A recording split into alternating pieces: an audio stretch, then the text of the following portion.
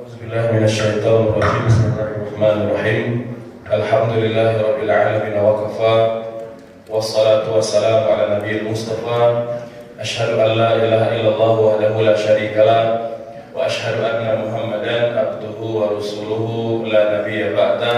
Allahumma shalli wa sallim wa an'im wa akrim ala hadzal nabiyil karim Muhammadin sallallahu alaihi wasallam wa ala alihi wa sahbihi ajma'in. Muslimin, muslimat, Bapak Ibu yang dimuliakan Allah, Assalamualaikum warahmatullahi wabarakatuh. Alhamdulillah, kita bersyukur kepada Allah pada pagi ini kembali diberi sehat, diberi umur.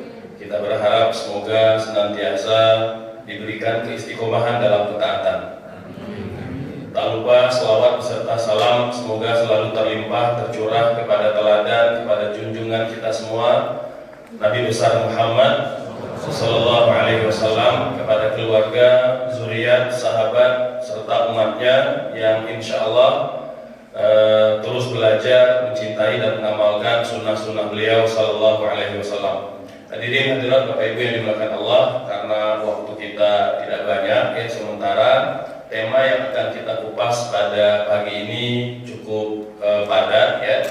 Jadi boleh jadi nanti saya akan fokus pada banyak simulasi saja ya, bagaimana menghitung zakat mal. Adapun yang teoritis sifatnya mungkin kalau ada sesi yang lebih panjang kita akan uraikan, karena memang yang sangat diperlukan oleh masyarakat itu adalah simulasi ya, bagaimana menghitung mandiri zakat di rumah.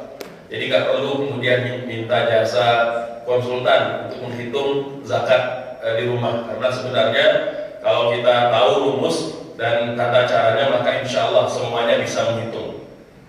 Baik, hadirin Bapak Ibu yang dimuliakan Allah Subhanahu Wa Taala, kalau kita bicara zakat, ya, zakat itu adalah harta yang wajib kita keluarkan, ya, dengan kriteria satu, pada harta tertentu. Nah, jadi tidak semua harta tertentu saja.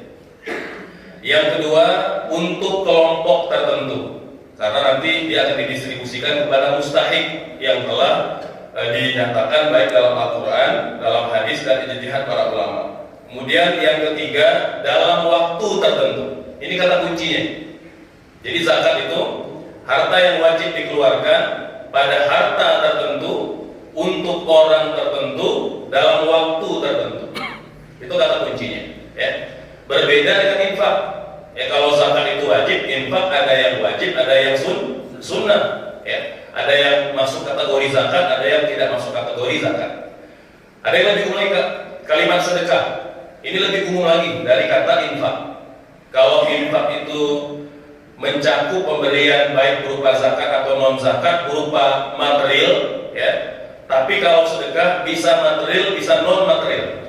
Makanya kita ada dengan istilah sedekah ilmu, sedekah tenaga, sedekah pikiran, karena sedekah lebih umum sifatnya. Gitu, ya. Nah, dalil kewajiban zakat dinyatakan dalam Quran surah At-Taubah ayat 3. Secara tegas Allah mengatakan, "Khudh min amwalihim shadaqatan." Ambil zakat dari harta-harta mereka, tutahhiruhum wa tuzakkihim biha, yang akan membersihkan dan mensucikan mereka. Ini dasar dari Al-Quran. Kemudian ditambah penegasan Nabi dalam sejumlah hadis beliau, di antaranya hadis yang sering Bapak Ibu baca pada Arba'in Nawawi, Bunyal Islam ala khamsin, Islam tegak di atas 5 perkara. Salah satunya wa ita'iz zakat, membayar zakat. Ya. Kemudian juga ditegaskan dalam konsensus ijma, kesepakatan para ulama sejak masa sahabat, insya Allah sampai hari kiamat tidak akan berubah. Ya, makanya pada masa Abu Bakar saat Nabi wafat, banyak muncul nabi palsu, banyak yang murtad, banyak orang tidak mau bayar zakat. Kata Abu Bakar, saya akan perangi orang-orang yang tidak mau bayar zakat. Umar langsung komentar, "Atuqatil man qala la ilaha illallah wa tuqimas shalah?" Kamu mau memerangi orang-orang yang mengucapkan kalimat tauhid dan yang sholat? Apa kata Abu Bakar? Saya akan memerangi orang-orang yang membedakan antara kewajiban kewajiban sholat dengan kewajiban zakat. Jadi yang namanya rukun Islam, Bapak Ibu sekalian, tidak boleh dilalaikan satupun, harus dikerjakan. Nah, fenomena pada hari ini misalnya ada orang yang puasa tapi nggak sholat, gitu, ya, melakukan satu kewajiban, meninggalkan kewajiban yang lain, gitu, ya. Maka para ulama tafsir mengatakan orang yang berbuat ketaatan, ya, tapi dia melakukan kemaksiatan, maka ketaatan itu tertahan sampai dia bertobat dan menunaikan kewajibannya, baru yang kebaikan ketaatan dihitung sebagai pahala.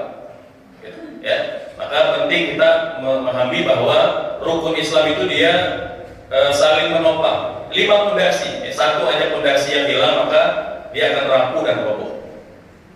Fungsi zakat, Bapak Ibu sekalian, secara umum fungsi ibadah karena kita melakukan kewajiban kita kepada Allah Subhanahu wa taala, ada makna syukur di sana. Yang kedua, fungsi sosial karena kita muslim itu tidak hidup untuk diri kita sendiri saja. Nabi bersabda, innallaha fi aunil 'abdi ma damal 'abdu fi auni akhihi. Allah akan membantu seorang hamba selama dia selalu membantu saudaranya. Jadi kita itu umat Islam hidupnya sosial, ya, bersama dengan yang lain. Makanya perintah-perintah ketaatan itu khitabnya semua khitab jama'i. Ya ayyuhalladzina amanu, ya bani Adam, ya ayyuhan nas.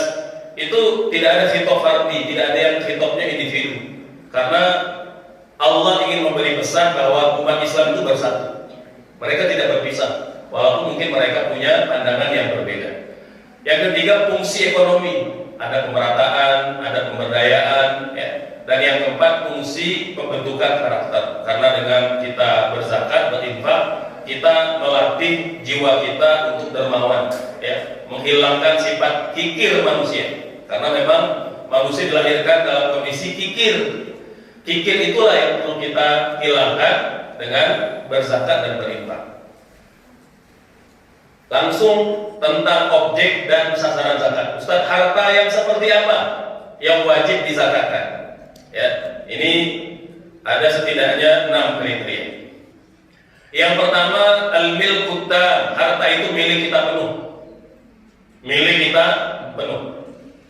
Kalau belum penuh maka dia tidak wajib dizakatkan. Misalnya barang-barang yang masih kita cicil, masih kita angsur, maka dia belum milik penuh.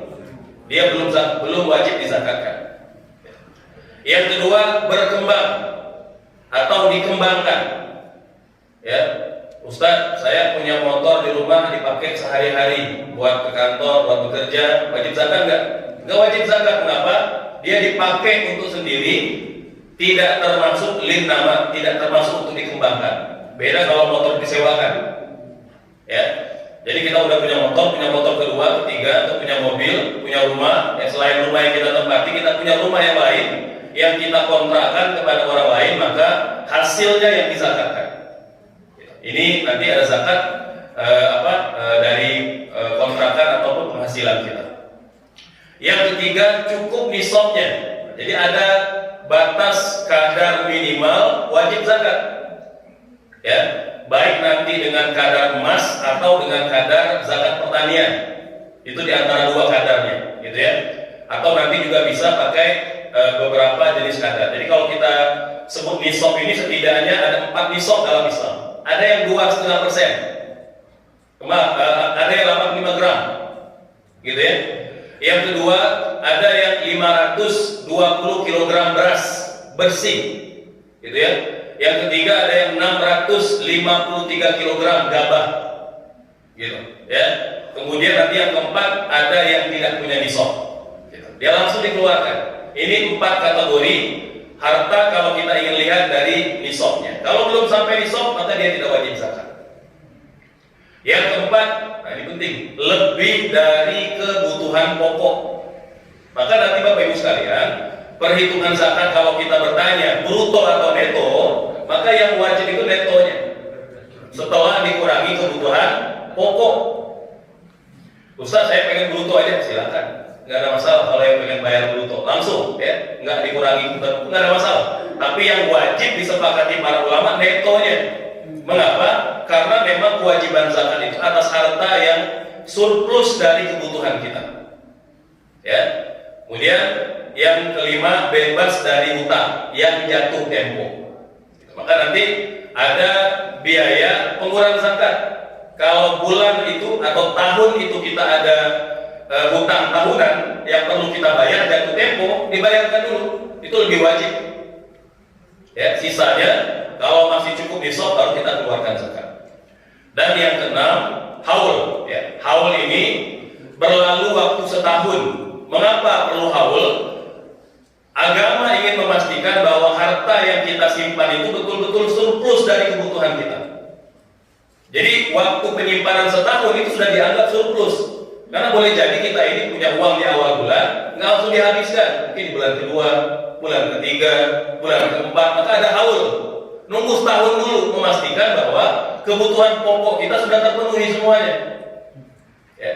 Nah, tapi ini di luar kebutuhan tambahan ya. Oleh kalau misalnya keinginan untuk belanja itu kan selalu ada, gitu ya, shopping selalu ada. Maka nanti dia tidak termasuk pengurangan zakat. Nah, zakat Bapak Ibu sekalian secara umum terbagi dua. Jadi kalau kita bingung kok zakat banyak banget, ya. Gampangnya Bapak Ibu, zakat itu terbagi dua aja. Yang pertama zakat mal atas harta yang kita miliki dengan berbagai jenisnya. Ya, mau dia deposito, mau dia emas dan perak, ya, mau dia investasi, ya, mau dia tabungan dan lain-lain, maka masuk kategori zakat mal. Yang kedua, zakat fitrah. Zakat fitrah ini berkaitan dengan ibadah yang sedang kita jalankan dan mereka yang nanti bertemu dengan bulan Syawal, baru nanti wajib zakat fitrah. Jadi kalau ada orang yang wafat di bulan Ramadan, tidak wajib bayar zakat fitrah karena dia tidak bertemu bulan Syawal. Ustaz, tapi keluarga pengen bayar juga, silakan, sunnah hukumnya. Atau bayi lahirnya malam Ramadan, malam Lebaran, nggak bertemu Ramadan, nggak wajib zakat karena dia tidak bertemu Ramadan. Tapi kalau dia brojol di detik-detik terakhir waktu mau buka puasa, misalnya lagi 2 menit mau buka puasa yang terakhir, misalnya tanggal 29 atau 30 Ramadan, dia dilahirkan, sempat bertemu beberapa menit dengan Ramadan dan Syawal, maka sepakat para ulama dia wajib zakat fitrah. Ya, ayahnya atau keluarganya wajib mengeluarkan zakat fitrah. Nah, ini sekelumit ya tentang zakat mal dan zakat fitrah. Nah, kalau kita ingin detailkan Bapak Ibu, yang di sebelah kiri ini objek zakat ya, yang disepakati di era salaf. Pertama, emas dan perak. Ya, kemudian biji-bijian dan kurma karena pada masa itu belum berkembang ya, seperti hari ini. Kemudian peternakan pada masa Nabi, sahabat, kambing, unta, sapi aja. Ya, belum ada ikan koi waktu itu. Ya, belum ada lele gitu ya. Nah, jadi belum ada. Baru ada sapi, unta atau kambing. Hasil tambang juga emas perak. Belum ada perak ya, belum ada timah, biji besi, minyak bumi, batu bara, belum ada. Gitu. Kemudian barang dagangan dulu hanya kain ya, terbuat dari bulu kambing atau bulu domba gitu ya. Kemudian perhiasan itu yang dijual, sekarang udah luar biasa. Serta barang temuan atau harta karun. Nah, yang di sebelah kiri Bapak Ibu, ini perluasan objek zakat yang dilakukan oleh para ulama sampai hari ini. Tentunya memperhatikan maqasid syariah, tujuan-tujuan bersyariat. Karena kalau kita tekstual sekali dengan apa yang ada pada masa salaf, maka berapa banyak orang-orang yang kaya raya yang tidak kena zakat. Padahal ada orang-orang yang kehidupan mereka tidak mewah berlimpah, tetap wajib zakat. Maka ada prinsip-prinsip keadilan dan maqasid syariah yang dikeluarkan oleh para ulama, maka lahirlah ijtihad ini. Ya, uang misalnya. Ada yang mengatakan uang nggak wajib zakat karena uang belum pernah ada pada masa Nabi gitu ya. Karena mereka pakai emas perak, gitu ya. Nah, tapi kemudian Komisi Fatwa ulama-ulama dunia, baik lokal maupun internasional, kalau lokal MUI, kalau di luar misalnya Komisi Fatwa Arab Saudi, Komisi Fatwa Kuwait, Komisi Fatwa Emirat, Komisi Fatwa Ulama Dunia, ya, itu mengeluarkan fatwa bahwa uang yang legal dan formal berlaku di sebuah negara ya bisa dipertukarkan jadi aset, dia wajib zakat. Dia wajib zakat karena dia bernilai sekalian. Gitu. Hasil pertanian umum ya pada masa Nabi hanya sekarang udah berkembang luar biasa, ya. Udah sawit, ya, kelapa kopra dan lain-lain. Ya. Hasil industri termasuk penjualan daging, susu dan madu. Ya. Kemudian hasil tambang dan hasil alam. Jadi apapun yang dikeruk dari perut bumi, dia bernilai, maka dia wajib zakat. Industri perdagangan, industri barang dan jasa, Bapak Ibu sekalian, investasi surat berharga, ya mau saham, ya, kemudian dan lain-lain, kemudian penghasilan dari profesi, ya, dividen dan royalti. Nah, nanti kita akan jelaskan tentang khilaf di kalangan para ulama berkaitan zakat profesi, ya. Hadiah, undian, komisi, THR dan lain-lain. Ini juga nanti ada masalah khilafiyah, kita perlu perjelas. Ustaz, mengapa ada perluasan objek zakat? Sekalian, ya. Dalilnya pertama kata para ulama berdasarkan keumuman ayat dan hadis. Gitu, ya. Jadi para ulama itu ketika mengistimbatkan hukum rujuk kepada Quran dan hadis dan Qurannya bicara umum. Allah katakan dalam Al-Baqarah 267, wahai orang-orang beriman, keluarkan zakat kalian dari apa yang kalian dapatkan dan apa yang kami keluarkan dari perut bumi. Wa mimma akhrajna lakum minal ardi, kata Allah. Allah nggak sebut emas perak aja, enggak. Allah sebut umum. Maka ulama mengatakan kalau ayat Al-Qur'annya bersifat mutlak atau umum dan tidak ditaksis tidak ada pengkhususan pada ayat-ayat yang lain dan tidak pula ada hadis yang menjelaskannya, maka dia baqiya ala umumihi. Dia tetap di atas keumumannya. Ini yang dipakai oleh ulama pada hari ini. Kemudian juga dalil ketika Nabi memerintahkan Mu'az bin Jabal ke Yaman sebagai dubes pertama, ya, setelah pindah ke Madinah. Kalau sebelum pindah ke Madinah, dubes pertamanya siapa? Mus'ab bin Umair, ya. Setelah pindah ke Madinah, dubes pertamanya Mu'az bin Jabal yang dikirim ke Yaman. Maka Nabi memerintahkan kepada Mu'az sampai ke Yaman, beritahu kepada orang-orang Yaman yang umat Islam, mereka wajib sholat, wajib puasa, bayar zakat dan haji umroh. Dan tidak dijelaskan apa aja jenis zakatnya, kata ulama. Maka lagi-lagi dia tetap dalam keumuman hadisnya. Ya.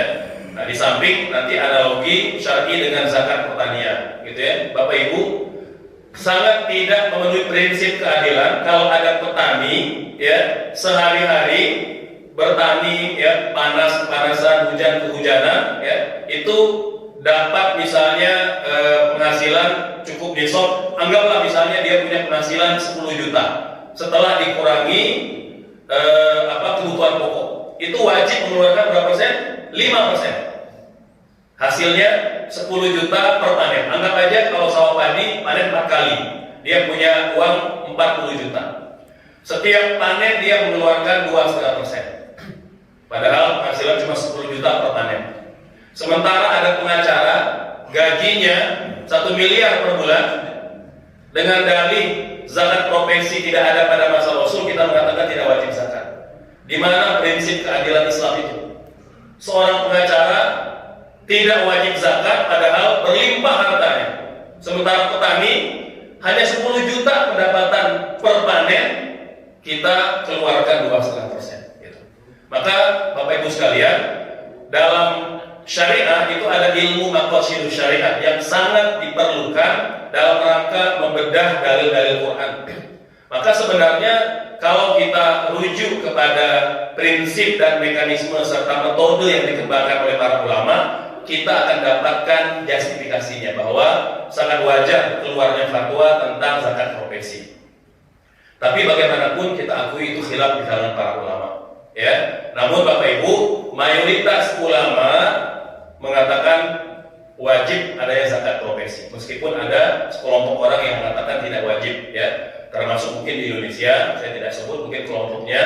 Intinya ya kita saling bertoleransi, tapi pada kesempatan kali ini kita akan menjelaskan bahwa ulama dalam menyimpulkan hukum tidak sembarangan, gitu ya. Baik, antara yang mewajibkan, pertama fatwa Lajnah Daimah. Ini nomor 9, ya, garis miring 281, bahwa zakat profesi wajib dikeluarkan zakatnya. Ini Komisi Fatwa Arab Saudi. Ya. Kemudian ada Syekh Muhammad bin Shalih Al-Utsaimin, Ini juga ulama Arab Saudi mewajibkan zakat profesi, gitu ya. Kemudian beberapa komisi fatwa dunia, ada tadi Lajnah Daimah, ada komisi fatwa Kuwait, ada komisi fatwa Emirat, dan ada Majelis Ulama Indonesia. Ulama-ulama yang mewajibkannya diantaranya adalah Syekh Muhammad bin Shalih Al-Utsaimin, Syekh Abdul Sattar Abdul Ghuddah. Ini Bapak Ibu yang mungkin dosen ya atau pengajar ekonomi atau ekonomi Islam akan banyak menemukan nama beliau, karena beliau salah seorang ulama terkemuka yang banyak karya-karya dalam ekonomi Islam ya. Kemudian Syekh Ali Qurradali, dia juga seorang profesor doktor menekuni muamalah ya, jadi rujukan guru-guru kita di Indonesia ya. Kemudian juga Syekh Profesor Dr. Hussein Sahata ya. Kemudian Syekh Muhammad Abu Zahra, ini pakar usul fikih dunia, pakar usul fikih dunia ya. Jadi kalau kita menanyakan siapa orang terhebat usul fikih hari ini, beliau orang Syekh Muhammad Abu Zahra ya. Kemudian ada Syekh Abdul Wahab Khalaf. Nah ini Bapak sekalian yang mengatakan bahwa zakat profesi itu wajib gitu, ya. Nah, maka selanjutnya ya saya serahkan kepada Bapak Ibu yang untuk memilih ya. Jadi yang penting kita sudah menyampaikan dasar-dasarnya walaupun secara cepat gitu ya. Baik, sampai di sini bisa tetap ya. Baik, sekarang kita ke objek berikutnya, sasaran zakat. Siapakah orang yang layak terima zakat? Allah nyatakan dalam Quran surah Taubah ayat 60 ya. Nanti insya Allah setelah sesi ini baru kita akan detailkan cara menghitung objek zakat. Baik sekalian, dari ayat tadi maka pada kolom yang sebelah kiri itu list orang-orang yang mustahik zakat. Fakir, miskin, amil zakat, gharib, orang berhutang, ibnu sabil, orang yang dalam perjalanan kehabisan bekal, mu'allaf ya. Mu'allaf ini kata ulama ya orang yang baru masuk Islam atau beberapa negara menetapkan maksimal 2 tahun. Setelah 2 tahun bukan mu'allaf lagi. Masa udah 10 tahun mu'allaf juga? Nah, jadi beberapa negara menetapkan maksimal 2 tahun. Setelah itu dia sudah menjadi muslim. Ya, kemudian memerdekakan budak. Ini ada orang yang ingin merdeka. Ya, dia budak ingin merdeka, maka dia bisa diberikan zakat. Fisabilillah, kalau dulu fisabilillah dimaknai orang yang mengangkat senjata, membela negara atau membela agama. Itu fisabilillah. Yang sebelah kiri, ya, sebelah kanan Bapak Ibu sekalian, sebelah sini, itu perluasan sasaran zakat berdasarkan prinsip-prinsip maqasidus syariah. Ya, ada anak yatim yang memang tidak mampu layak terima zakat. Yang kedua, operasional zakat boleh diambil dengan cara yang ma'ruf. Ya, misalnya mau iklan di sosial media, ada biayanya, belum ada biaya, bisa diambil dari perolehan zakat. Ambil yang wajar, jangan berlebihan, karena zakat itu amanah umat, amanah Allah. Ya. Kemudian membebaskan tawanan, boleh. Ini mulai ada pada era raja-raja Muslim. Memerdekakan negara Islam yang terjajah. Mahasiswa atau beasiswa pelajar, nah, ini juga boleh kita berikan dana zakat. Tentunya dengan kriteria yang kita tetapkan. Pembangunan masjid, nah, Bapak Ibu mungkin bagi kita pendapat ini masih asing, ya. Tapi di kalangan para ulama-ulama dunia bahwa pembangunan masjid itu boleh diperoleh dari dana zakat karena dia masuk kategori fisabilillah, perluasan makna fisabilillah, gitu ya. Tapi tentu lagi-lagi dia perlu dibicarakan, disepakati antara para amilin, gitu ya. Jadi tidak mengambil kebijakan sendiri agar tetap berjalan baik. Dakwah kepada non-muslim, pemberdayaan ekonomi fakir miskin, gitu, ya. Ini penting, ya. Jadi zakat itu nanti ada zakat produktif. Ya misalnya zakatnya nggak disalurkan semua, ditahan dulu, diinvestasikan, boleh nggak? Boleh kata para ulama. Dengan persyaratan, ketentuan dan syarat berlaku, gitu. Agar apa? Agar zakat itu bisa optimal, ya. Dia tidak dapat habis.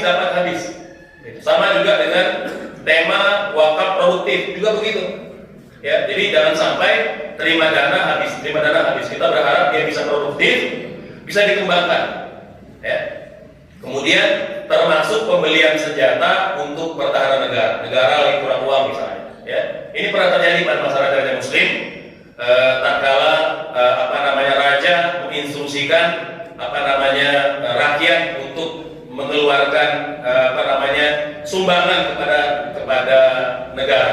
Walaupun waktu itu beberapa ulama mengatakan coba dimulai dari keluarga istana dulu kata mereka. Ya, jadi dimulai maka akhirnya banyak para istri raja-raja waktu itu mencopot kalung, ya, kemudian gelang dan lain sebagainya, barulah diikuti oleh masyarakat. Gitu. Ini keteladanan.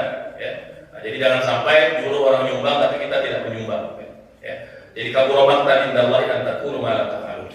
Baik, terus sekalian, Ustaz, cara bayar zakat harus ke amil zakat, ke DKM, ke panitia atau kelas atau boleh sendiri? Bapak Ibu, membayar zakat bisa dengan dua cara, self assessment atau official assessment. Boleh dua cara. Kalau kita tahu dalam keluarga kita, kerabat kita, sahabat kita, tetangga kita ada yang mustahik, langsung bisa kita berikan. Gitu ya. Tapi kalau kita belum tahu, kemudian juga tidak tahu skala prioritas, kan boleh jadi dia udah terima zakat juga, gitu ya. Maka mungkin di antara keuntungan kalau kita serahkan kepada DKM lebih tahu, dia punya pemetaan. Kita kan terbatas pengetahuannya. Tapi kalau panitia zakat kan dia tahu, udah ada pemetaan tahunan mana sasaran zakat kita tahun ini. Jadi boleh kedua-duanya, ya. Dan untuk zakat kepada keluarga, memang kalau kita punya keluarga yang mustahik, Nabi mengatakan itu lebih utama. Nabi mengatakan kalau kita punya keluarga yang mustahik, mereka lebih utama untuk kita berikan zakat kita. Dengan berzakat kepada keluarga, kita punya dua pahala, satu pahala zakat, dua pahala silaturahim. Tapi syaratnya satu, dia mustahik. Kedua, dia orang yang tidak wajib kita nafkahi. Maka suami nggak boleh zakat kepada istri, uang dia wajib dinafkahi. Suami nggak boleh zakat kepada orang tua nggak mampu, wajib dinafkahi anak laki-laki. Orang tua nggak boleh zakat kepada anak karena anak wajib dinafkahi. Gitu. Jadi boleh kita paman, bibi, ponakan, sepupu, itu boleh. Ustaz, kalau istri boleh nggak zakat kepada suami? Ada pertanyaan begitu kan? Ini terjadi pada masa Rasul. Jadi Rasul pernah ceramah di masjid, kata Nabi, wahai wanita muslimah, bersedekahlah walaupun dengan perhiasan-perhiasan kalian. Gitu ya. Kemudian Zainab, ya, salah seorang istri sahabat, pulang ke rumah, bilang ke suaminya, wahai suamiku, kamu kan orang yang termasuk yang mustahik, gitu, orang yang tidak mampu. Boleh nggak saya zakat sedekah ke kamu aja, gitu ya? Tolong tanyakan ke Nabi, ya. Minta suami nanya ke Nabi, kata Abdullah bin Mas'ud, kamu aja, saya malu nanya. Jadi malu nanya karena kan nggak enak ya suami nanya ke Nabi. Maka berangkatlah Zainab, nyampe ke rumah Nabi, ternyata sudah ada muslimah yang lain mau nanya juga hal yang sama. Boleh nggak suami bayar zakat atau sedekah pada suami?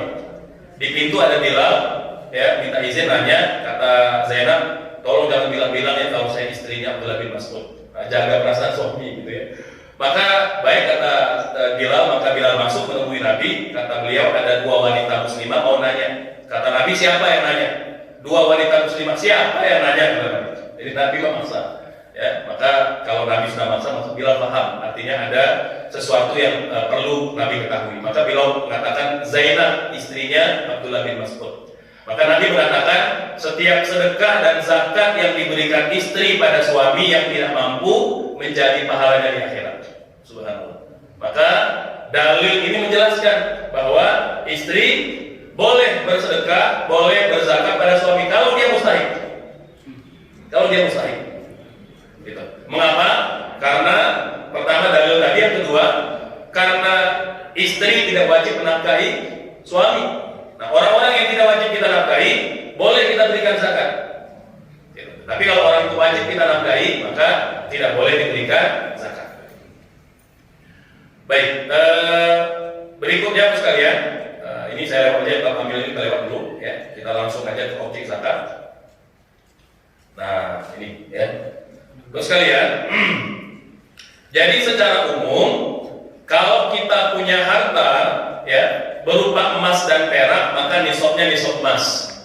Nilainya harus nyampe 85 gram emas, ya.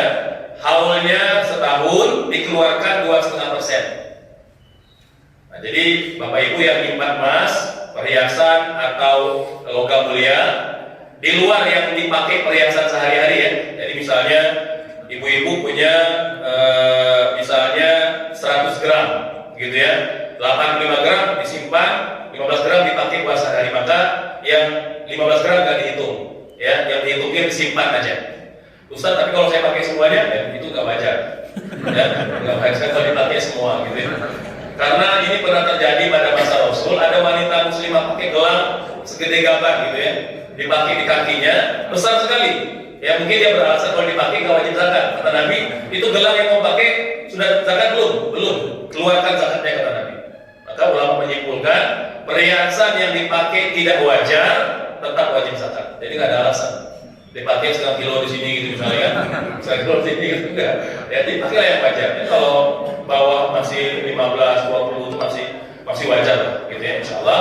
Nah, tapi kalau kita punya yang lain, maka yang dihitung itu yang kita simpan. Ustaz, kalau tabungan gimana? Kalau tabungan sama dengan nilai emas, artinya dihitung nisabnya 85 gram emas nilainya, dikeluarkan setiap tahun. Jadi saldo plus keuntungannya, saldo akhir ya. Jadi dan tidak dihitung bunganya. Jadi kalau yang menyimpan di bank konvensional, bunga tidak dihitung ya, karena bunga tidak sah dizakatkan ya, tapi dia boleh disedekahkan kepada orang lain untuk menikmati. Nggak boleh bayar zakat kita, nggak boleh pakai haji umroh, nggak boleh bayar utang, nggak boleh bayar fidyah, tapi bunga itu boleh orang lain yang memanfaatkan. Silakan, mau bangun jalan, mau bagi APD gratis, mau nutup lubang yang jalan yang lubang, silakan. Pokoknya orang lain yang menikmati. Tidak boleh zakat kita, tidak boleh zakat, tidak boleh haji umroh, tidak boleh bayar utang, tidak boleh bayar fidyah, tidak boleh dinikmati oleh kita. Ini fatwa MUI, kategori dana non halal. Dia legal secara undang-undang Indonesia, tapi tidak halal secara syar'i, maka disebut dana non halal. Hasil dagangan ya, jual properti ya, kemudian pakaian, gadget dan lain-lain ya, maka sama, yang dihitung itu adalah pertama hasil dagangan plus aset yang lancar, stok lancar gitu ya, dia stok di gudang misalnya, itu dihitung juga, maka dikeluarkan nanti setiap tahun 2,5%. Nah, kalau hasil pertanian Bapak Ibu, ini di hasil pertanian 653 kg beras gabah ya, masih berat kotor ini, atau kalau yang bersih 520 kg. Nah, kalau mencapai ini maka nanti zakatnya 5-10% setiap kali panen. Bapak Ibu yang punya sawah ladang ya di kampung atau dimanapun, maka keluarkan 5-10%. 5% kalau kita tidak butuh biaya, 10% kalau kita butuh biaya. Ustadz punya sewa transportasi, perhotelan dan lain-lain. Nah, sebagian ulama mengatakan boleh dihitung pakai nisab pertanian, boleh pula pakai nisab emas. Tinggal dihitung aja, mau dibayar per bulan atau mau bayar per tahun, boleh. Nanti kita akan sebutkan beberapa cara simulasi menghitung zakat, gitu ya. Termasuk pendapatan profesional, gaji ASN atau non ASN, gaji bulanan tetap ya, maka sama nanti perhitungannya bisa pakai nisab emas atau bisa pakai nisab pertanian. Mau bayar tahunan atau mau bayar per bulan juga diperbolehkan, gitu ya. Nah, ini mungkin sekelumit, gitu ya. Baik, saya langsung Bapak sekalian tentang cara menghitung zakat profesi. Cara pertama ya, nisabkan harta yang tersimpan yang terhasil itu sudah mencapai 85 gram emas ya, dikeluarkan 2,5%, ini dibayar setahun sekali. Ustaz, saya punya gaji misalnya anggaplah total setahun 100 juta ya, setelah dikurangi kebutuhan pokok itu bersih segitu, gitu ya, maka dia mencapai nisab, dikeluarkan 2,5%, dibayar setahun sekali. Tahun depan ada lagi, bayar lagi, terus begitu setiap tahun. Ini zakat tahunan, gitu ya. Atau bisa pakai cara yang kedua, dia dibayar per bulan, tidak menunggu haul. Artinya kalau udah nyampe nisab 85 gram emas langsung dikeluarkan. Pokoknya nyampe nisab keluarkan, setelah dikurangi kebutuhan pokok. Mungkin per bulan, mungkin 3 bulan, mungkin 4 bulan, gitu. Ya. Yang penting kalau kita sudah lakukan pembayaran rutin ya ikut aja itu ininya siklusnya per 3 bulan atau per tahun atau jadi untuk memudahkan saja. Walaupun memang kewajiban kita yang pertama tadi setiap tahun lebih kepada teknis saja. Atau cara yang ketiga ya ini pakai nisab emas dibayar setiap bulan. Kalau tadi dibayar setiap cukup nisab, kalau ini setiap bulan. Pokoknya nyampe nisab 85 gram emas dikeluarkan 2,5% setiap bulan. Ada yang orang yang punya gaji misalnya mencapai nisab 80 gram per bulan ada seperti itu. Kalau ada keluarkan 2,5% setelah dikurangi kebutuhan pokok.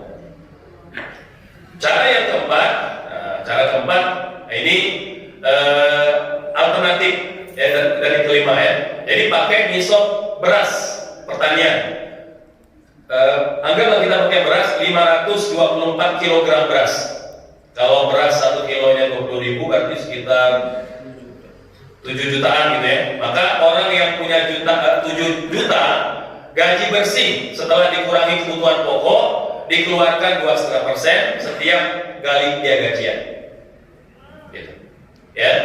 Ini kalau kita mau bayar 2,5%. Ada juga yang 5%. Karena dikatakan kan kalau kias ke zakat pertanian pakai pertanian 5%. Kenapa 2,5%? Nah, tapi dalam hal ini ulama mentalfik menggabungkan pendapat mazhab, memilih pendapat yang paling ringan. Talfik ya ulama pada ini membolehkan seperti mana uraian Syekh Muhammad Zuhaili dalam fikih Islam Adilatu kata beliau, talfik diperbolehkan dengan tujuan daf'ul masyaqqah untuk menghindari kesulitan dan keberatan di tengah umat. Maka pendapat yang memang paling ringan ya Bapak Ibu, jadi kita keluarkan 2,5%. Nisabnya ada 2 pilihan, mau pakai nisab pertanian atau mau pakai nisab emas, mau bayar per tahun atau mau bayar bulanan. Gitu, ya. Nah itu hadirin baru sekalian sedikit simulasi ringan terkait dengan cara menghitung zakat itu. Baik, mungkin itu sebagai pengantar biar ada waktu untuk diskusi. Silakan mungkin Bapak Ibu kalau ada pertanyaan kita persilakan. Ya. Mungkin dari sini dulu sebentar, nanti baru Bapak ya. 1, 2, 3 gitu ya, nanti baru kesana ya, Bapak tadi sudah dijelaskan mengenai tata tabungan. Jadi ada Bapak yang ya sudah berlaku sejak 20 tahun yang lalu. Dan sampai sekarang itu mestinya berangkat tahun 22 masih ngambang, tidak tahu berangkat kapan. Oh iya, baik. Jadi apakah ada yang katanya zakat tabungan haji itu harus dizakatkan setiap tahun dulu?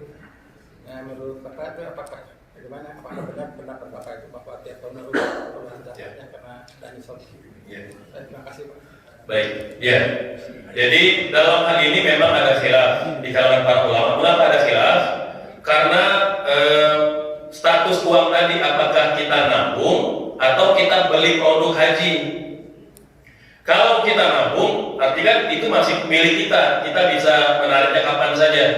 Kalau betul asumsi itu memang milik kita, kita bisa nariknya kapan saja, maka dia wajib zakat. Tapi kalau dia dipahami setoran haji kepada pemerintah, dia nggak bisa ditarik dan tidak wajib zakat. Mengapa? Dia bayaran kita. Kita mau beli produk nih, mau beli produk haji, ya sudah bayar cicilan, maka yang telah kita cicil ya nggak diwajibkan zakatnya. Gitu Bapak. Ya, jadi karena kan macam-macam yang bentuk tabungan haji itu, jadi silakan nanti dilihat akadnya seperti apa, gitu ya. Jadi kalau memang dia nabung dan bisa narik kapan saja, maka dia kategori tabungan wajib zakat.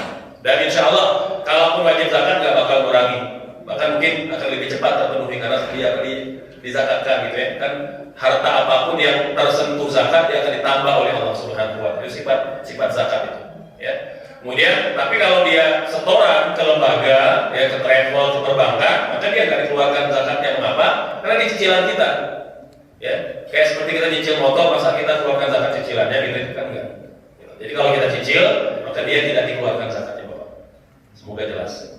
Ya, maka yang dimaksud dengan kebutuhan pokok itu tadi kan apa? Ya. Jadi sehingga apakah saldo dari penghasilan setelah dipotong kebutuhan pokok atau kebutuhan pokoknya gitu yang menjadi penghitung pengurang? Ya. Pengurang zakat penghasilan yang pertama kebutuhan standar minimal. Kebutuhan standar minimal. Sandang, pangan, papan, transportasi, pendidikan, kesehatan yang minimal ya. Ini bukan yang maksimalis ya. Ini kesempatan ini orang ya, yang minimalis lah ya. Artinya keperluan kita kira-kira ya sebulan itu mungkin ada yang sakit, ada yang demam, kira-kira kita punya simpanan dana darurat gitu ya, keluarkan dulu gitu cadangannya ya. Jadi itu maksudnya yang minimalis ya. Dan Bapak Ibu yakinlah bahwa harta kita nggak bakal berkurang di zakat, demi Allah nggak bakal berkurang, yang ada bertambah dan dilindungi oleh Allah ya, amin. Maka ini yang pertama. Yang kedua, hutang jatuh tempo ya. Jadi yang dikurangi hutang jatuh tempo, baik hutang bulanan atau hutang tahunan. Ustaz, saya punya hutang 10 miliar lagi gimana? Ya, itu kan lama masih panjang ceritanya misalnya gitu ya. Maka dia akan dihitung pengurang zakat. Yang dihitung itu yang jatuh tempo saja. Cicilan betul. Ya. Ini ya, jadi pengurang zakat penghasilan. Semoga jelas. Ya, maka Bapak silakan. Ya. Terima kasih Pak Ustaz. Assalamualaikum warahmatullahi wabarakatuh. Mungkin belum tersampaikan yang mengenai bonus, terutama pegawai bonus tahunan. Kalau THR kan di bonus tahunan yang dapat bonus di perusahaan maupun di instansi lain. Yang kedua mengenai tunjangan hari tua. Itu biasa di satu perusahaan atau di instansi ada yang dapat sekaligus ya, tunjangan hari tua. Zakatnya seperti apa? Kalau dia bersisa setiap tahun tidak terpakai atau terpakai sedikit masih bersisa, maka tetap setiap tahun dikenakan zakat. Terima kasih. Assalamualaikum warahmatullahi wabarakatuh. Waalaikumsalam warahmatullahi wabarakatuh. Baik sekalian, tentang bonus, THR, ya, hadiah, tunjangan dan lain-lain yang dia tidak tetap, datangnya itu tiba-tiba aja. Maka ulama punya dua pandangan dalam hal ini. Ya, pandangan pertama, dia dikategorikan ringkas, harta temuan langsung dikeluarkan 20%. Dapat THR 10 juta, keluarkan 2 juta. Itu pendapat yang pertama. Ya, apapun yang kita dapat secara tiba-tiba tidak terduga dikeluarkan 20%, karena dikategorikan ringkas 20%. Ini pendapat yang pertama. Ya, bagi yang ringan silakan mengambil pendapat yang pertama. Yang kedua, dia diakumulasikan dengan pendapatan tahunan, digabungkan aja. Ya, penghasilan pada bulan itu dihitung. Kalau tahun biasanya kita per tahun itu 100 juta, tambah THR misalnya jadi 110 juta. Kurangi berapa yang pokok, maka sisanya dikeluarkan 2,5%. Itu ada dua cara Bapak. Ya, jadi ini pendapat yang kedua yang populer. Ya, ada juga pendapat yang ketiga mengatakan tidak wajib zakat karena dia tidak diprediksi gitu ya. Dan boleh jadi memang begitu dapat kita langsung misalnya ingin membagi kepada siapa, kepada anak, jadi langsung tersalurkan. Mungkin pendapat ini bisa dipakai kalau memang kita melakukannya, gitu ya. Dapat 10 juta di daerah rumah langsung kasih istri misalnya, nah, itu alhamdulillah. Ya. Maka dia tidak keluarkan zakat untuk bagian itu. Kalau memang langsung tersalurkan. Namun pendapat yang populer ada dua tadi Bapak. Dikeluarkan langsung 20% atau dikeluarkan 2,5% berakumulasi dengan harta kita. Gitu. Enggak masih ada? Masih ada. Ya, yang tadi usaha yang untuk dari Ustaz ya. Ya, silakan. Nanti baru ke Bapak nanti ya. Silakan ada main. Nanti baru ke sini ya. Tadi soalnya sudah di luar Pak kita. Ya, enggak kan? Kita tadi kelihatan. Assalamualaikum warahmatullahi wabarakatuh. Waalaikumsalam. Saya mau bertanya Pak Ustadz, untuk zakat bagi orang yang berpenghasilannya kehalalannya tidak jelas, misalnya contoh saya lah, saya kan tukang gambar. Kalau dulu itu hukum ngegambar tuh masih sakral di Islam, bahkan statusnya disamakan dengan tukang pahat berhala lah, gitu. Apakah zakatnya itu sah atau enggak? Gitu. Ya, terima kasih Pak Ustadz. Ya, baik. Ini bagus banget ya. Ini langsung membuka satu topik penting, ya, sangat penting sekali, ya, bahwa yang disepakati oleh para ulama, gambar yang haram itu apabila memenuhi 5 kriteria. Tidak terpenuhi 5 kriteria ini khilaf di kalangan para ulama. Kalau khilaf maka kita bisa memilih pendapat yang tidak mengharamkan. Ya. Yang pertama, dia makhluk hidup. gambar itu makhluk hidup, maka dia memenuhi persyaratan pertama baru satu terpenuhi. Jadi kalau dia melukis pemandangan itu nggak masuk. Ini yang pertama. Jadi makhluk hidup. Yang kedua, dia sempurna gambarnya, nggak terpotong. Ya, kalau ada gambar separuh badan, maka dia keluar dari kategori ini. Jadi gambar harus sempurna, seperti mana aslinya. Ini kriteria kedua. Gitu ya. Kriteria yang ketiga, dia 3D atau 3 dimensi. Punya bayang Bapak Ibu. Punya bayang. Kira-kira foto punya bayangan nggak? Maka tidak terpenuhi persyaratan. Tidak terpenuhi persyaratan. Yang disepakati oleh para ulama, gambar yang haram itu kalau ada bayangnya. Patung ada bayangnya? Ada bayangnya. Itu baru disepakati ulama. Kalau dia belum ada gambar, dia belum sepakat para ulama. Yang keempat, dia tidak ditempatkan atau dia ditempatkan di tempat untuk disembah, dimuliakan. Ini contohnya beberapa kelompok-kelompok sekte tertentu gitu ya, di beberapa pedalaman itu nyembah gurunya. Nyembah guru ini terjadi. Nyembah gurunya. Jadi foto gurunya itu ditaruh di depan, disembah. Gitu. Ya. Ini kriteria yang keempat. Yang kelima, dia bukan untuk anak-anak atau bukan untuk mainan. Maka kalau mainan di rumah apapun bentuknya tidak memenuhi unsur keharaman. Kalau untuk anak-anak, gitu ya, mau boneka Barbie, mau apa, pokoknya kalau dia untuk anak-anak maka dikecualikan karena Nabi pun telah melakukannya. Maka kalau 5 ini Bapak Ibu tidak terpenuhi, ya, satu di antara ini tidak terpenuhi, maka tidak terpenuhi kriteria keharaman. Baik satu atau semuanya. Maka foto, gambar, fotografi, lukisan tidak memenuhi faktor-faktor keharaman. Ini seperti mana yang diberikan Syekh Said Al-Alawi Al-Maliki. Ya, ini ulama besar, menjadi guru-guru kita di Indonesia sampai hari ini. Beliau sudah wafat, ya rahimahullah. Dulu sering dia datang ke Indonesia sewaktu beliau masih hidup. Gitu, ya. Nah ini maka kalau bereferensi dari apa yang beliau sampaikan, maka pekerjaan akan tidak termasuk yang diharapkan, insyaallah. Wallahu a'lam. Ya, maka langsung. Baik, terima kasih Ustaz. Dan baru ke ibu yang belakang. Sebentar ke depan dulu. Ya. Terkait jangan profesi selanjutnya untuk profesi dosen ya. Ya. Nah itu dosen itu gajinya setiap bulan dari dimasukkan ke bank, gitu ya, di tabungan. Untuk cara hitung nisabnya yang paling mudah dari 1 tahun. Di tabungan itu berarti kan sudah dipotong oleh keperluan sehari-hari. Oke. Dengan kita bisa hitung aja langsung akhir di posisi 31 Desember. Saya dipotong oleh kampus. Bukan, oleh kita kan pakai. Oh iya.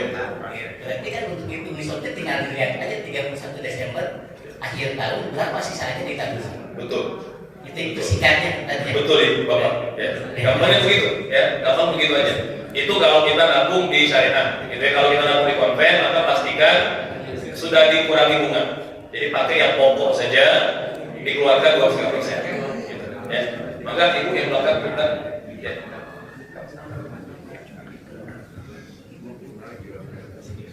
Terima kasih. Assalamualaikum warahmatullahi wabarakatuh. Waalaikumsalam. Saya mau tanya, kalau tanah kosong dan tanah kosong atau pekerjaan lalu misalnya agak besar terus itu sama rumah yang biasanya sebetulnya bisa disewakan tapi belum ada yang Nyewa, ya. Itu bagaimana caranya? Ya, baik.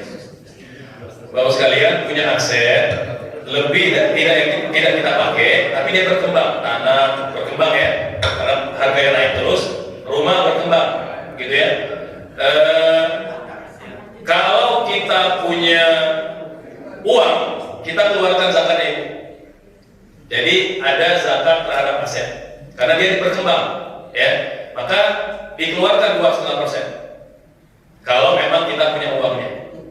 Ustaz, saya baru dapat, maksudnya dapat warisan dari orang tua, niat mau jual rumahnya atau tanahnya. Emang saya tidak berniat untuk investasi, mau dijual aja, belum laku-laku. Ya, maka kalau dia tidak punya uang untuk membayar zakatnya, maka tidak wajib zakat. Ya, gimana membayar? Tidak punya uang. Dia betul punya asetnya, tapi belum laku dan belum ada uang untuk membayarnya. Maka kalau belum ada uang kan, ya terlebih kan kalau total harga nilai kan harus dinilai itu ya. dinilai ya. Maka kata para ulama, jika kita memang tidak punya dana untuk mengeluarkannya, maka dia tidak dikeluarkan, kecuali nanti kalau sudah ada deal yang nyewa atau yang beli, maka dia diakumulasikan pada harta kita, ya, mau nunggu nisab atau mau langsung bayar per bulan, dikeluarkan 2,5%. Begitu. Jadi kalau dia belum bergerak, belum diapa-apain, maka dia tidak dikeluarkan zakatnya atau tidak wajib dizakatkan. Tapi kalau ibu punya dana zakat, punya dananya, dikeluarkan 2,5%. Begitu ibu. Ya, maka. Waalaikumsalam. Oh, ada lagi ya? Baik, sebentar, mungkin biar baru bapak. Ada lagi yang ibu nanya? Oh ya, silakan. Nanti dari ibu yang di sana baru bapak yang sini. Enggak. Assalamualaikum warahmatullahi Waalaikumsalam. wabarakatuh. Ustaz, kalau penghasilan dari usaha, pikir saya kan supaya tidak memberatkan, jadi saya tiap bulan mengeluarkannya itu sebenarnya harus ketentuannya kan tiap tahun, tapi kalau dikeluarin tiap bulan gimana Ustaz? Baik ibu, tadi sudah kita jelaskan bahwa caranya bisa dibayar per tahun, bisa dibayar per bulan. Jadi nggak ada masalah, ya. Jadi ibu kalau mau bayar per bulan mungkin lebih ringan, gitu ya, lebih ringan.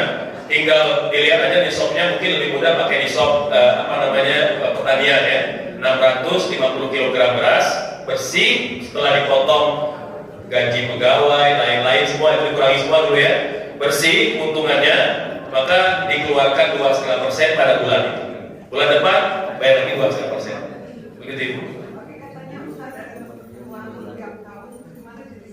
Iya, artinya kalau jadi gini, kita perlu bedakan ya. Kita itu hartanya mau kita bayar setahun sekali atau mau bayar per bulan. Itu kita pilih ya. Memang Bapak Ibu, kalau kita punya semua ya, kalau kita punya semua item harta yang tadi kita sebutkan ya, kita punya emas nyampe nisab, kita punya penghasilan nyampe nisab gitu ya, maka ini masing-masing ada nisabnya, masing-masing ada haulnya.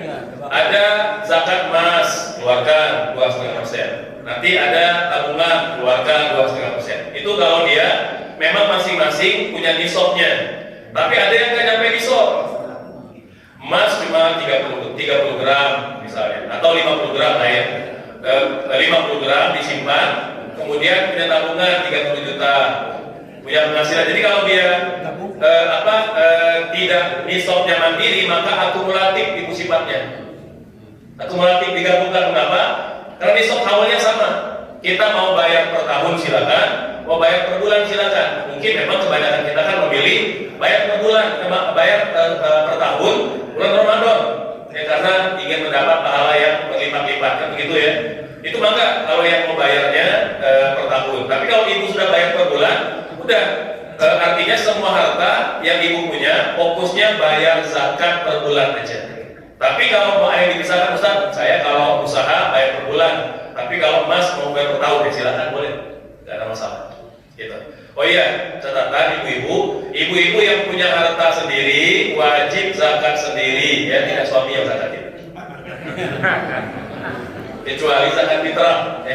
Zakat fitrah kepala keluarga yang wajib membayar, ya, anak, istri, tanggungan suami atau ayah. Tapi kalau zakat ibu-ibu punya harta, bayarnya mandiri, tidak dibayar oleh orang lain, gitu ya.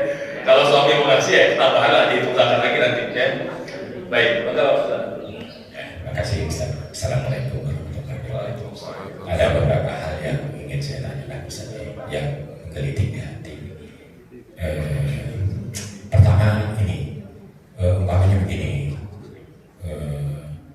kan sebetulnya kita itu ada kewajiban pajak kan Ustaz ya. Pajak ya. Ya, ada yang potong, ada yang kita hitung sendiri, ada juga yang potong langsung kayak gitu. Nah kemudian ya terus terang tuh saja hampir di kita itu kalau disuruh hitung sendiri itu sama pemerintah itu tidak pernah persis gitu. Dengan alasan kadang-kadang niat di diri kita itu saya lebih baik ngurus pajak, ngurus zakat ya. Itu niat itu benar tidak? Pertama itu ya. Kemudian yang kedua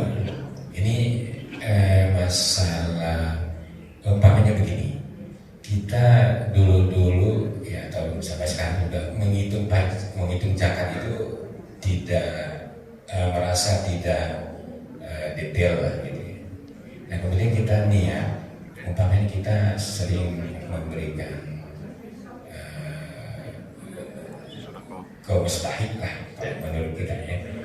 Nah niatnya itu baiknya itu niat zakat dengan maksud ya ada akumulasi nantinya, dan kalau ada kelebihan nanti insya Allah mungkin Allah akan masuk ke infak, atau yang niatnya kita itu infak.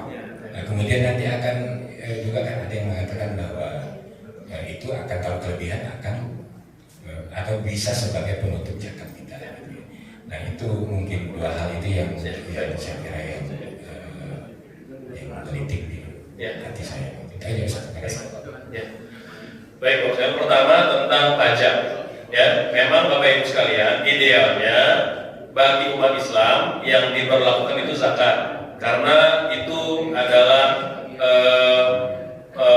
menjalankan fungsi pajak sebenarnya, ya, untuk kesejahteraan rakyat, ya, pemerataan, pemberdayaan umat, gitu ya.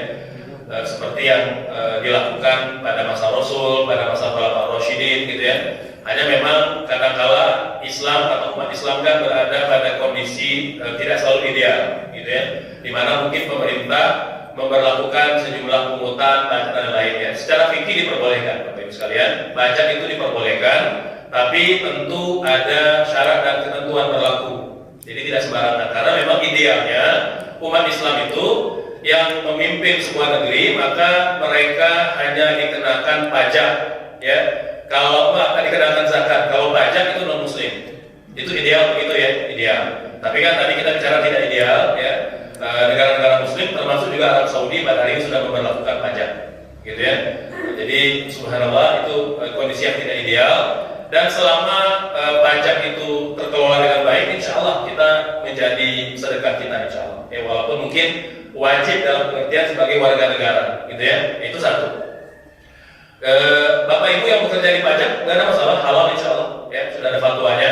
Jadi karena itu termasuk pekerjaan yang dibenarkan, gitu ya. Adapun salah kelola itu kan bukan kita mengharamkan lembaganya, gitu ya, tapi pekerjaan pelaku atau oknumnya, gitu ya. Nah, jadi tidak ada masalah kalau ada di antara Bapak Ibu, keluarga, anak, ponakan yang bekerja di perpajakan, selama itu menjadi bagian yang diperlukan dalam sebuah negara, gitu ya. Baik, yang kedua terkait dengan uang yang telah kita beri kepada mustahik, gitu ya. Apakah boleh kita hitung secara akumulatif zakat kita? Kalau memang kita mau bayar angsur-angsur, boleh kita niatkan, ya. Misalnya kita bayar dalam jangka waktu sebulan, ya. Kita bayar nyicil, misalnya kita kasih ke ponakan-ponakan, gitu ya. Kemudian misalnya paman bibi kita, gitu ya, secara berangsur-angsur. Nanti tinggal dihitung, ya, berapa totalnya, sudahkah dia memenuhi 2,5% zakat kita. Boleh begitu, ya. Walaupun memang kalau kita bisa bayar langsung, bahkan jumlahnya besar, itu lebih baik. Karena kita ingin ilgena, Bapak Ibu sekalian, ya, di negara tetangga kita, itu kadang mustahik zakat sampai dapat zakat itu sampai 10 juta, 15 juta per kepala. Itu luar biasa. Artinya uang itu tidak hanya cukup, tapi bisa jadi modal. Makanya negara tetangga kita termasuk yang paling cepat turun angka kemiskinan, karena ada upaya itu. Maka nanti kalau kita lihat, memang pendapat mayoritas para ulama, zakat itu tidak wajib dibagi 8, tidak harus semua dapat. Kata jumhur ulama, walaupun Imam Syafi'i mengatakan wajib dibagi 8, gitu ya. Artinya masing-masing asnaf itu dapat 12,5% dari total penghasilan zakat. Tapi kalau jumhur mengatakan enggak, itu diserahkan kepada kebijakan amil. Contoh misalnya masyarakat komplek, misalnya Masjid Nurul Masjid, target kita punya tetangga ini butuh bantuan cepat biar dia mandiri. Targetnya tahun ini dia mandiri. Hari ini dia mustahik, tahun depan dia musaki. Itu luar biasa ya. Kalau kita bisa besarkan dana zakatnya, itu Bapak Ibu sekalian, terobosan pengelolaan zakat negara tetangga yang kita belum bisa tiru. Gitu. Ya mungkin dengan banyak pertimbangan lah, ya, mungkin banyak warga yang butuh, gitu ya, dan lain-lain. Ya ada plus minus lah. Jadi saya rasa maka nanti DKM tinggal membincangkan aja. Yang saya maksud niatnya kita, baik niatnya itu masuk ke niat infak atau masuk niat zakat. Ya, kalau bapak zakat ya niat zakat. Enggak begini maksudnya Ustaz. Sebetulnya kita zakat kan sudah ngitung sebetulnya, Ya, tapi kita tidak tahu apakah itu kurang atau lebih.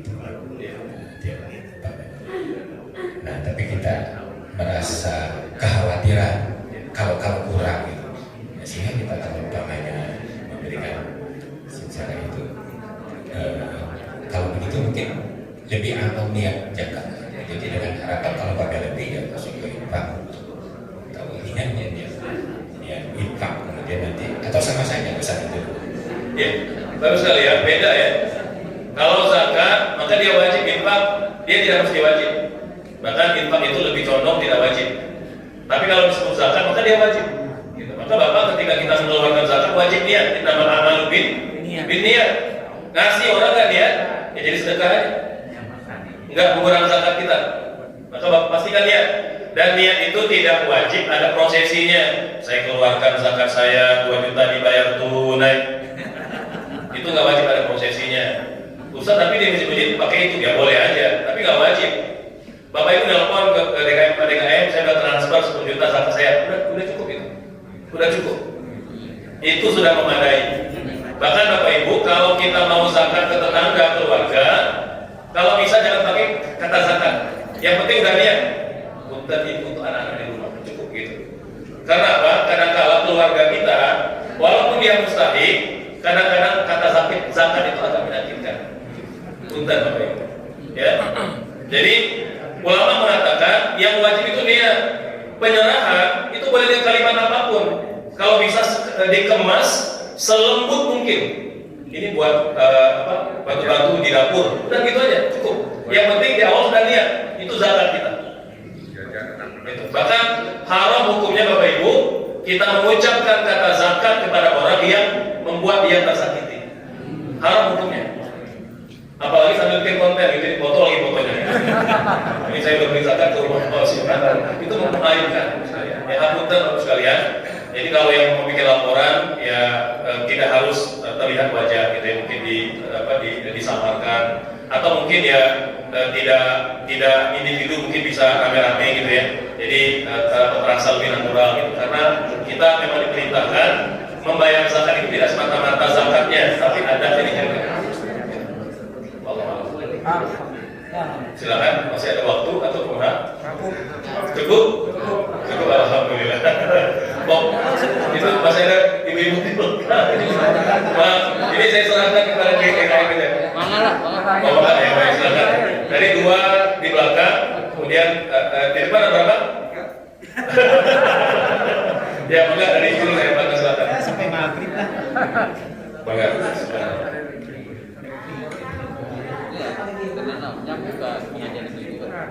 Bangga Ibu. Terima kasih Pak. Kalau kita di Batam itu yang dizakati itu sisa dari biaya atau semua pokok penjualan berapa atau udah dikurangi biaya Pak? Ya. Terima kasih Pak. Ya. Langsung Ibu dikurangi biaya-biaya. Jadi bersih aja Ibu yang kita terimanya yang jadi nanti berakumulasi dengan zakat kita. Ya, maka Ibu yang sebelah saya. Oh enggak ya. Silakan di depan mungkin. Masih ada yang di depan? Depan. Oh iya, silakan. Itu dipegang. Ayo, baik. Satu lagi. Oh, maksudnya dia 2 tadi. Apunten, dia Bangga Ibu silakan. Assalamualaikum Pak Ustaz. Waalaikumsalam. Tadi kan sudah dijelaskan bahwa orang tua tidak boleh mengeluarkan zakat buat anaknya kalau dia masih dalam usia dinafkahi gitu ya Pak Ustaz ya. Nah kalau seandainya apalagi dengan sikon sekarang ini kan banyak yang pengangguran, yang di PHK dari pekerjaan. Nah bagaimana apakah orang tua yang dia itu harus mengeluarkan zakat, boleh nggak mengeluarkan zakat buat anggota keluarganya yang bukan di bawah tanggungan nafkah dia gitu, karena dia sudah mandiri gitu Pak Ustaz. Gitu aja Pak Ustaz. Iya Ibu, tadi kan poinnya orang yang wajib zakat kan kalau dia punya kelebihan harta, kelebihan dari kebutuhan pokok. Nah kalau memang dia mengalami masalah keuangan maka dia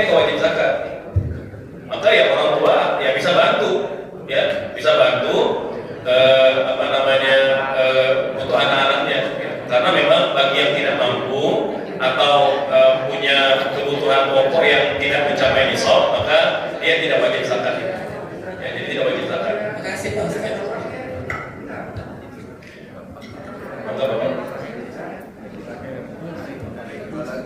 Assalamualaikum warahmatullahi wabarakatuh. Waalaikumsalam. Ini Pak mau menanyakan mengenai zakat tadi ya. Misalkan setelah dibagi habis, zakat itu masih ada sisa. Jadi bagaimana kalau misalkan DKM masjid ini menyisihkan untuk dari investasi, misalkan sebenarnya ada UKM, nah itu bisa dipinjamkan ke UKM gitu dan investasi itu tanpa menarik bunga. Kalaupun misalkan mereka memberikan kelebihan, itu bukan dari perjanjian. Baik. Bagaimana itu Pak? Ya, baik. Ya, ini Bapak Ibu yang disebut sebagai zakat produktif. Ya, mungkin sebagai TKM belum terbiasa mendengar kalimat itu. Jadi zakat al-istismari, artinya bagaimana zakat itu produktif. Ini berangkat dari pendapat ulama bahwa zakat itu tidak wajib langsung terdistribusi semuanya. Ada yang langsung, ada yang bisa disimpan bertahap kita keluarkan. Itu boleh sekalian, ya. Jadi zakat, Bapak Ibu, bagi yang ambil zakat boleh. Kalau kita punya skala prioritas, kita pengen nih misalnya zakat ini kita keluarkan selama jangka waktu 5 tahun boleh. Yang penting ada durasi yang disepakati antar amil. Walaupun semakin cepat semakin baik ya, agar cepat sampai kepada mustahik. Gitu. Nah, ketika dia tersimpan boleh diinvestasikan sebagai modal, sebagai investasi. Namun ulama menetapkan sejumlah persyaratan sangat ketat. Mengapa? Karena ini amanah umat. Jangan sampai kita sembrono, gegabah, yang tidak perhitungan. Pertama, pastikan bahwa mitra kita itu betul-betul bagus track recordnya. Ya, jangan sampai orang belum kenal, ya, nggak tahu siapa, bagaimana, dipinjamkan aja, uang-uangnya hilang. Ini kita itu berdosa kalau tidak unsur periksa dulu. Maka boleh ya, misalnya ditahan, apakah diinvestasikan atau seperti apa. Termasuk kalau mau dipinjamkan boleh. Ya, di negara tetangga kita sudah mulai ke situ. Bahkan mereka sudah bikin misalnya dana zakat itu berupa food truck. Jadi set truk untuk menjual makanan diberikan pada mustahik. Rata-rata memang progresnya luar biasa. Itu dalam waktu 2-3 tahun sudah hampir 40% di antara mereka menjadi musaki semua. Subhanallah. Ini bagus banget Bapak sekalian. Zakat yang kita perlu kelola lebih cerdas gitu ya. Ulama kita sudah memberikan panduan dan pedoman, tinggal bagaimana kita mengaplikasikan di masyarakat. Wallahualam. Satu lagi Pak Ustadz. Kebetulan saya akan menolak mungkin di sini. Sebenarnya saya ingin pendapat dari Pak Ustadz. Di sini kan ada zakat mal, zakat fitrah. Zakat mal kan termasuk pajak zakat profesi dan lain sebagainya. Nah ini yang bisa di zakat produktif itu yang mana? Apakah zakat fitrah juga masuk atau tidak? Karena kalau melihat zakat fitrah kan sebelum sholat Idul Fitri harus habis kan? Dan mungkin itu aja. Terima kasih. Assalamualaikum warahmatullahi wabarakatuh. Sekalian, memang dia serupa tapi tak sama. Ya, sama-sama zakat, ya, tapi zakat fitrah itu memang dia tujuannya irna al-masakin yaumal 'id, memberi kecukupan bagi orang miskin pada hari raya Idul Fitri. Makanya dia segera tersalurkan, ya. Makanya ya jangan sampai terlambat, terutama bayarnya. Kalau pendistribusian, misalnya ada yang baru bayar pagi Lebaran, belum sempat didistribusikan, disimpan sampai DKM, boleh, tidak ada masalah. Kalau memang belum sempat terdistribusikan, ya kan harus sholat juga DKM-nya gitu ya. Nah, jadi kalau tertunda sampai ba'da sholat, bukan kesengajaan, itu diperbolehkan kata ulama. Yang tidak boleh kalau sengaja. Makanya Bapak Ibu, betul kata Imam Syafi'i rahimahullah, betul ya, pahala yang besar itu kan bayar zakatnya pada pagi Lebaran. Tapi perlu dipertimbangkan, panitia kan perlu mendistribusi lebih awal. Makanya kata para ulama, meski kebiasaan dulu para sahabat bayarnya pagi Lebaran, tapi sekarang ya dengan semakin luasnya komplek perumahan umat Islam, pendistribusian butuh waktu, butuh tenaga, maka lebih cepat dibayar lebih baik kata para ulama. Kalau bisa awal Ramadan dibayar, biar cepat terdistribusikan, gitu ya. Jadi ini Bapak Ibu sekalian, terkait dengan pendistribusian dana zakat fitrah, gitu ya. Adapun zakat mal, maka memang tadi dia kalau zakat fitrah tidak boleh kemudian kita simpan, gitu ya. Kecuali kalau tertunda karena terlambat bayar, gitu ya. Termasuk Bapak Ibu ya, Ustaz, saya ingin ingatkan, Ustaz saya lupa bayar zakat fitrah, ingatnya baru habis sholat, tetap wajib bayar zakat fitrah. Sepakat para ulama. Dan dia tidak berdosa kalau tidak sengaja. Tapi kalau sengaja ditunda-tunda, imam sudah berkhutbah, sholat sudah selesai, dia berdosa plus wajib bayar juga, walaupun berlalu 3 hari kata ulama. Walaupun berlalu 3 hari. Jadi saking pentingnya mengapa pahala puasa kita tidak diterima oleh Allah sampai dikeluarkan zakat fitrah. Subhanallah. Makanya penting zakat fitrah, ya.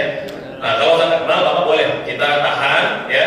Kita bagi misalnya 60-40, 60 terdistribusi, 40 investasi boleh. Tapi tetap nanti itu harus jelas perhitungannya, karena semua dana zakatnya ya, pokoknya harus tersalurkan. Keuntungannya boleh dimanfaatkan, operasional, lain-lain boleh. Begitu Bapak. Cukup? Alhamdulillah. Wah. Tangan bayar. Oke, silakan terakhir ya mungkin.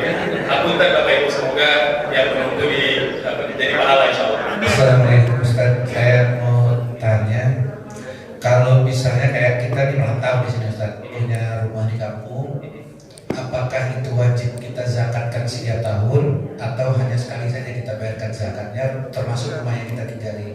Itu yang pertama. Yang kedua, kalau misalnya kita punya tempat usaha seperti ruko, apakah itu harus kita zakatnya setiap tahun? Karena ini dipakai untuk usaha sendiri Ustaz, ataukah hanya sekali? Yang ketiga,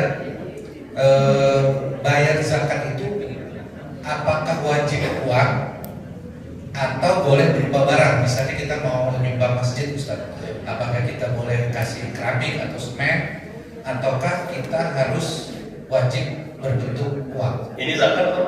Zakat, oke. Zakat mal. Oh iya, baik. Terima kasih. Assalamualaikum warahmatullahi wabarakatuh. Yang pertama, rumah di kampung, ya.